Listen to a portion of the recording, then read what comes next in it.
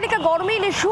নির্বাচন কমিশনের তরফ থেকে মুখ্য সচিবের কাছে চিঠি আসে এবং ব্যবস্থা নেওয়ার কথা বলা হয়। এই বিষয়ে প্রশ্ন করা হলে রাজ্যের তরফ থেকে পাল্টা চিঠি গিয়েছে, যেখানে রাজ্যের তরফ থেকে বলা হচ্ছে যে অভ্যন্তরীণ তদন্ত চলছে, সেই তদন্ত প্রক্রিয়া শেষ হলে পরেই উপযুক্ত ব্যবস্থা নেওয়া হবে, এমনটাই রাজ্যের বক্তব্য। এই বিষয় নিয়ে আমাদেরকে আরো জানাবেন ডিটেলে আমাদের সঙ্গে রয়েছেন শ্রেয়সী গঙ্গোপাধ্যায়, আমাদের প্রতিনিধি টেলিফোন লাইনে। শ্রেয়সী, কি খবর পাওয়া যাচ্ছে এই বিষয়ে?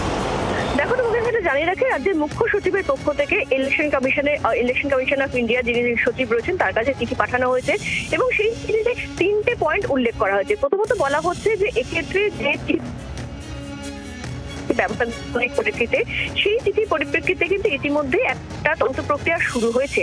তবে এক্ষেত্রে যেটা বলা হচ্ছে যে এই যে যারা অফিসার, যারা ইলেকশনের রোল ডিভিশনের কাজের সঙ্গে যুক্ত থাকেন, তারা শুধুমাত্র ইলেকশনের কাজ নয়, তার সঙ্গে সঙ্গে কিন্তু অনেক স্টেট গভর্নমেন্টের অনেক কাজ থাকে যেগুলো সময় সাপেক্ষ বা নির্দিষ্ট সময়ের মধ্যে শেষ করতে হয়। সেই কাজগুলোর ক্ষেত্রে কিন্তু তারা সেক্ষেত্রে তাদেরকে সেই কাজগুলোর চাপও তাদের উপর থাকে। ফলে অনেক সময় কিন্তু তাদেরকে একেবারে বুথ ফেটে তাদের যারা অধস্তন কর্মী আছেন তাদের বা সহযোগী আছেন তাদের উপর বিশ্বাস করতে হয়। পাশাপাশি দ্বিতীয় পয়েন্ট এখানে যেটা বলা হচ্ছে যে এক্ষেত্রে নির্দিষ্টভাবে ইলেকশন কমিশন যে ব্যবস্থা নেওয়ার কথা বলেছে, সেক্ষেত্রে সেই ব্যবস্থা নেওয়ার পরিপ্রেক্ষিতে যদি নেওয়া হয় তাহলে সেক্ষেত্রে একটা তদন্তের আগে সেই সমস্ত ব্যক্তিদের উপর যদি বিরুদ্ধে যদি ব্যবস্থা নেওয়া হয়, যে সমস্ত ব্যক্তিরা যারা সারা বছর একাগ্রতার সঙ্গে এবং একেবারে সঠিকভাবে তারা কাজ করেন, কিন্তু ইলেকশন কমিশনের চিঠির পরিপ্রেক্ষিতে কোনো তদন্ত না করে তাদের বিরুদ্ধে যদি ব্যবস্থা নেওয়া হয়, তাহলে কিন্তু তার প্রভাব শুধুমাত্র ওই ব্যক্তিদের উপর নয়, সামগ্রিকভাবে সমস্ত অফিসার এবং কর্মীদের উপরে পড়বে।